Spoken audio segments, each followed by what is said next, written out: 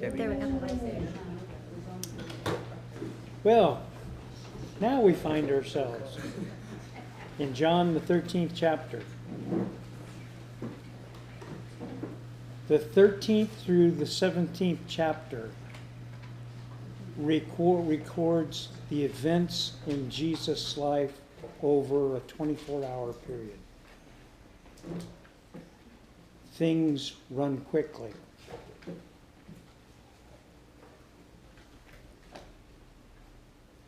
The book opens in the first verse saying, "Now, before the feast of the Passover, when Jesus knew that his hour had come, that he should depart from this world to the Father, having loved his own who were in the world, he loved them to the end." If I were going to title this section, like the way we do in inductive Bible study, I would say the time has finally come. If you'll recall, many times Jesus over and over again made the comment, "My time has not yet come. My time has not yet come." He avoided people, avoided places, took different routes in his travels, saying because Jesus' time had not yet come, he did thus and so. John is recording the period when Jesus is finally at the right place, at the right time, to specifically accomplish God's will, God's way. And he makes the announcement. And the announcement that John is making was from his firsthand observation of Jesus at the time, coupled with a look back. Having seen how everything is rolled out. Remember, this is the last gospel to be written. Matthew, Mark, and Luke have been written and have been circulated throughout the entire known church. Everyone knew what they said. And now John is speaking back to speak specifically to heresies that have arisen in the church. And John is saying this narrative, coupling what he has come to understand to be true with what he's seen, giving us a narrative into the feelings that Jesus was experiencing. There are two things, at least, that have a dramatic effect on the Christian life. One is our perception of who God is. And number two, our perception of what he thinks of us and who we are. And the more closely aligned a Christian's thinking is with the truth as presented by the gospel concerning who we are and what God thinks about us and who he is and what we have come to understand about him, makes all the difference in the world. Every single person in God's creation goes through times of indecision. Every single Christian goes through times of frustration, genuine trouble, heartache. Peter told us, he said, "Beloved, think it not strange when the fiery trials come upon you, as though some strange thing happened." They come upon you because they clarify, they purify who you really are and what you really think about God. If we see God is absolutely faithful, if we see God is all powerful, if we believe it when his word says that his thoughts are always kindly toward us, always. There is no caveat in that. If that's the way we see God, we find that it's much easier to withstand the fiery darts of the enemy because we believe something that is antithetical to the idea that God doesn't care. When we see him as an ultimately loving God, when we see that he reaches his hand to those who have made a mess of things, when we see that he is in love with believers who have made a mistake, when the whole world walks out, Jesus walks in. When the whole world abandons us, it's Jesus we find standing right next to us. Now, if that's your view of God, you've got a pretty clear picture. If your view of yourself is as one loved by God, and you see yourself the way he sees you, without sin, blameless, forgiven, with ultimate access to the throne room of God in any circumstance or situation,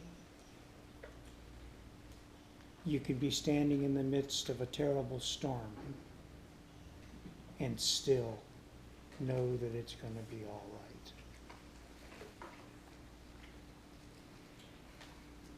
The first verse speaks to what was on Jesus' heart.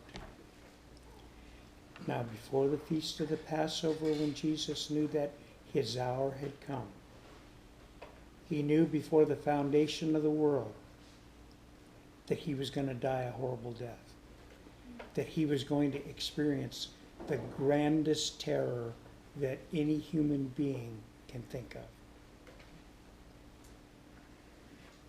He looked and he saw all of us who were to come, and individually made the decision to say, my death is worth it because they're worth it. That was his attitude from before the foundation of the world. And when Jesus knew that his hour had come,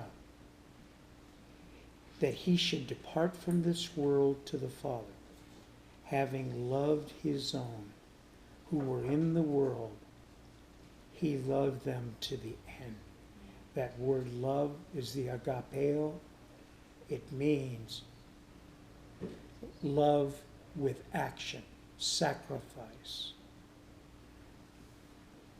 Jesus, knowing that the Father had given all things into his hands, and that he had come from God and was going to God. Let's unpack that a little bit. All the power of the Godhead was given into Jesus' hands. So what power did he have? He had the power to walk away. He had the power. He had the power to initiate and ensure the solution for the greatest problem that mankind would ever have. He had the power to take any path he chose. And he also had the power to stand in the strength of character that is God.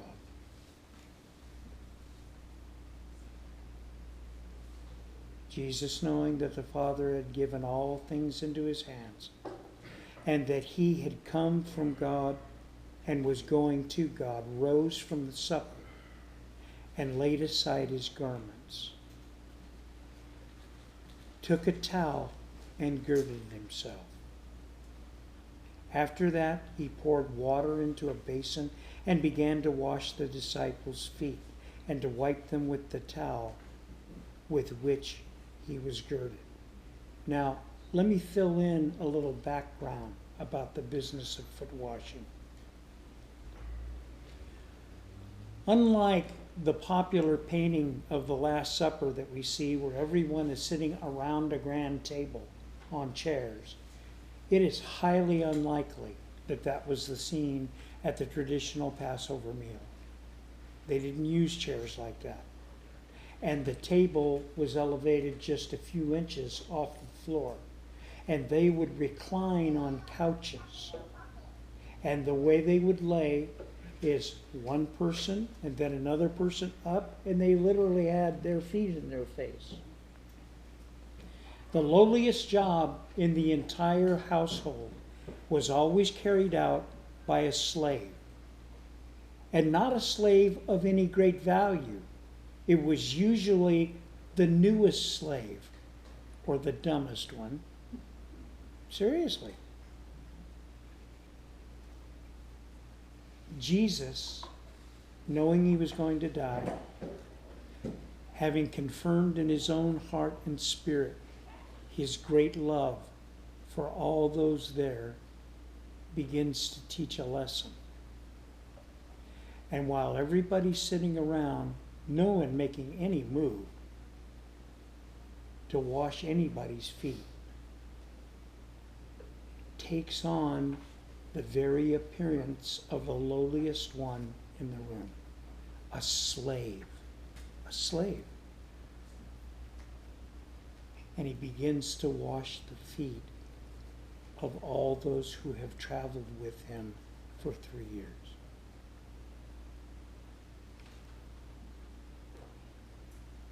Then he came to Simon Peter. And Peter said to him, Lord, are you washing my feet?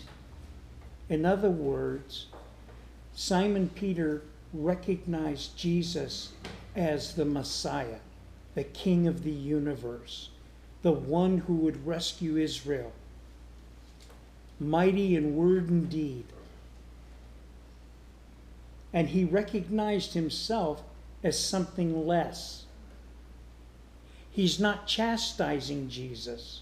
He's saying, I know who you are, and I know who I am, and you've decided to take the place of the greatest dishonor in this group. And you want to wash my feet? I know what's on the inside of me, and I won't have it. I am not going to let you debase yourself like this for someone like me. Now, there's a subtext in all of this. This has directly to do with salvation. I've heard, I don't know how many sermons where people talking about what you must do to be saved. And sure, it talks about grace, talks about faith, but I've heard very few talk about this. Say, well, what are you talking about? Follow along. So he said to him, Lord, are you washing my feet? And Jesus answered and said to him, what I am doing, you do not understand. I get that. Now, but you will know after this. And Peter said to him, you shall never wash my feet.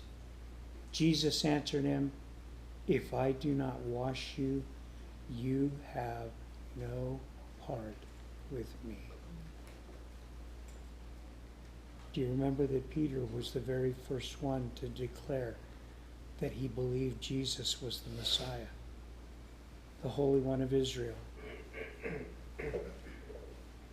And now Jesus is telling him this message, this revelation, this thing to know is so important that if you don't have it, it will separate you from God. So what's the message? Well, some people, years ago, they used to have foot washing ceremonies where they would get together and they'd wash each other's feet. The way the custom of foot washing came about here was actually a Roman custom. You see, if you had high enough status, you went to the Roman baths, where they had one giant swimming pool style bathtub, and everybody washed in it. And at any rate, when you got out of the bath, and they kept it wood fired and steaming, you've been in there an hour, 2 hours, and when you got out of there, you had to walk across potentially a dirt path to get to the dressing room, and your feet would get dirty. And there would be a slave in there who would wash your feet so that you could get your sandals on and everything and not have dirt on your feet. The idea here is to do service that benefits somebody else for love. That's a concept to keep in mind. 9th verse. And Simon Peter said to him, Lord, not my feet only, but also my hands and my head.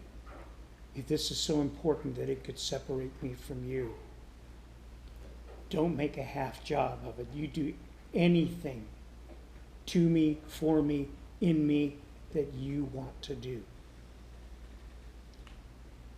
Jesus said to him, he who is bathed needs only to wash his feet, the Roman custom, but is completely clean, and you are clean, but not all of you. Now back to this idea that there's something to do with salvation in this.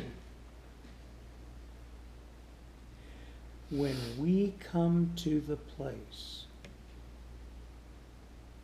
where we believe with all our heart that the King of the universe died specifically in our place and removed every single scrap of sin and judgment from us, knowing that he's the King of the universe, sinless, that he is the perfect second Adam, but we believe that a king would die for us. It's the same message. Until you come to the place where you believe the King and Creator of the universe placed so much value on you, expressed so much love in sacrifice, that his forgiveness through his substitutionary death washed away every sin. That's what Jesus was doing for us on the cross. He was the great eraser of all our sin. He was a king who condescended to be the worst of everything we have. You know, when they crucified Jesus, you know who was up there on that cross? All of us. All our sin. And when we come to the place where we say, Jesus, I'm giving up every other thing. I'm giving up any other idea about what I have to do to be right with you. It's not in being good. It's not in hyperactivity, in service. It's none of those things. It's believing that you became less than a slave, took my sin, and became me. And now I walk clean, and I've become you. I have your righteousness.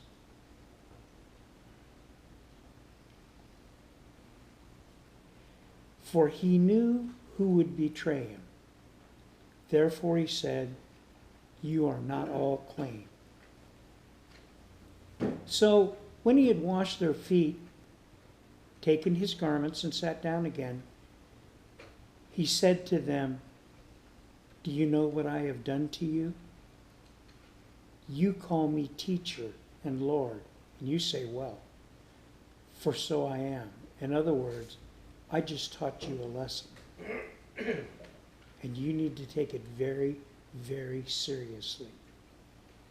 If I then, your Lord and teacher, have washed your feet, you also ought to wash one another's feet. In other words, if I put everything aside, all my pride, all my perceived stature in this group, everything, to do for you what was needful for you, to express an act of love, you ought to do that for one another as well. Now, foot washing was the idea of doing something for somebody else and allowing yourself to become less so that they might be benefited. Washing of feet wasn't the issue. Maybe the Lord will speak to your heart for an elderly couple that lives next door to you and their grass has gotten out of control. You wash their feet with a lawnmower. Go mow their grass. You go mow their grass. That's the concept. You guys watch too many slasher movies. What movie is it where he runs over the dog and saves the dog? Maybe you walk into the house and there's a sink full of dishes and your mother is busy. And so you wash the dishes. That's because you're washing your mother's feet. Maybe you see somebody who's having trouble and they can't get their oil changed in their car, and you volunteer because you're still young enough that you don't have your front porch sticking out too high to get under the car. And you help them change their oil. Maybe you take $20 out of your wallet for somebody who has a real need. And when you hand it to them, you tell them you don't have to give it back. You're washing somebody's feet. It's love that is based in sacrifice, agapeo. For I have given you an example that you should do as I have done to you. Now, who's he talking to? Little inductive Bible study methodology here. Who is speaking? The King of the universe. Who is he speaking to? He's speaking to the first class to graduate the Jesus Seminary, who are going into the ministry. And he's telling them immediately preceding his death that this would be their final dissertation. If they happen to forget their Jewish Bible and can't remember the 10 Commandments, all they have to remember is one simple saying. They'll know that you're my disciples because you have love one for another. The entire law is tied up in that one thing. The first 4 commandments tell us how our relationship with God should be. The next 6 tell us what our relationship should be with one another. If you genuinely love your wife, you don't run around on her. There's no adultery. If you genuinely love your fellow man, you don't bear false witness. If you genuinely care about your neighbor, you don't steal his stuff. You don't covet his things. Everything is safe out in the open. And does it come because we have respect for the law? For some, for a while.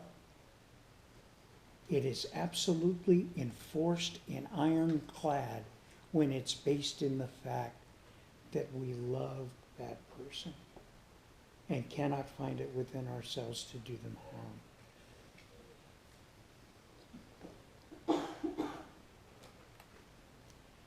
16th verse. Most assuredly, I say to you, a servant is not greater than his master, nor is he who is sent greater than he who sent him. In other words, if you think you're too good to do this kind of stuff, you just saw the King of the universe, the creator of all things, the Holy One of God, the Messiah, do this for you. And I'm here to tell you something. Until you find a way to be greater than God, you follow. This was a command. If you know these things, blessed are you if you do them. It's not enough to know that this is true. You have to practice it. You have to actually do it. Jesus will set up situations in your life that will require you to make a decision as to whether you are going to sacrificially meet the needs of someone else or not. And the problem, friend, is if you continually are on the path that does everything to avoid that kind of sacrificial action for another, you better check out your salvation. You better make sure where you're at with Jesus. Everybody goes into ministry. Do you know well over a third of people who go into ministry, pastoral ministry especially, quit within 3 years? And the reason they do? Well, it's simple. Sheep bite.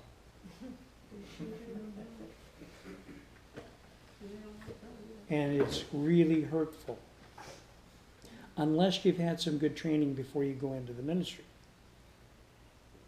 And that good training teaches you that the sheep belong to God, not to you. It teaches you that the church should be a hospital, not a country club where all the well-adjusted people come. Look around.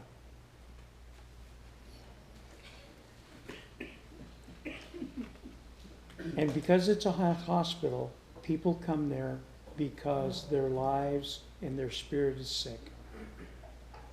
And they need the healing of Jesus and the washing of His Word. And as you go along the way, because that becoming takes time. If you're in ministry, you don't have to be the pastor. If you're in ministry, from time to time, you're going to get bit. Now, we made a mistake with our children in the years that we pastored. I remember Sammy came to me one time, and she was very hurt, and she was crying, and she was very angry. And the thing she was angry about was she had some hardness of heart against some people who had gone to the churches we pastored. And she said, "It makes me so angry at the way they treated you and Mom." And it hit me like a ton of bricks. We went into the ministry knowing that sheep bite. We had good training, and we went into the ministry knowing that it was going to cost us something and then do it again. We went in knowing that we would be lied about, that we would be ill-treated, and intermixed with that, we would meet some of the most wonderful people we had ever met, and we would see people come through those circumstances and live exemplary lives for Jesus. We knew that, but we never communicated it to our kids. I remember what I said to Sammy. I said, "We signed up for this." Melody and I both consciously knew it. And it made all the difference in the world for us, because it was washing feet. It was washing feet. He says here that just knowing it isn't good enough. You have to be practicing it. I do not speak concerning all of you. I know whom I have chosen, but that the scripture may be fulfilled. He who eats bread with me has lifted up his heel against me. Now I tell you, therefore it comes, that when it does come to pass, you may believe that I am he. Most assuredly I say to you, he who receives whomever I send receives me. And he who receives me receives him who sent me. And when Jesus had said these things, he was troubled in spirit and testified and said, most assuredly I say to you, one of you will betray me. He's walked with these men 3 years. He shared a common meal. He's ministered and poured out his life into theirs. He's loved them and been an example. But from the very, very start, he knew that there was one that was going to look like a Christian, was going to walk like a Christian, was going to talk like a Christian, and his heart was completely separate from God. When is verse 2? Oh, I'm sorry. Verse what? Verse 2, Verse 2? that would play into this. Okay. For Danny's benefit, and supper being ended, the devil already having already put it into the heart of Judas Iscariot, son of Simon, to betray him. And that is very much part of it. The miraculous thing here is that Jesus knew there was a hypocrite in the group. And he kept him. And he worked with him. He knew that there was one there was a thief. Of course. So what did he do? Gave him the money pouch. And knew he was stealing out of it. Didn't matter. His source wasn't that pouch. Knew he was going to betray him. And his heart was troubled because he loved Judas. When Jesus had said these things, he was troubled in spirit and testified